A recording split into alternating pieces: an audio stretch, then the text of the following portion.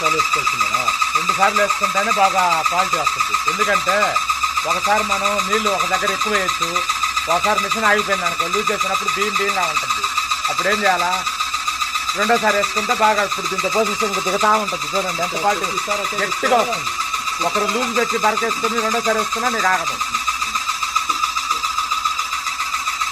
ఎన్ని కిలోలు వేసారు మొత్తం? ఇక ఇంకా ఎన్ని కిలోలు? 6 కేజీలు పోసేది, ఇంకా పోసేది. అదే దిగబడిపోద్ది. ఒకసారి నీళ్ళు ఎక్కువ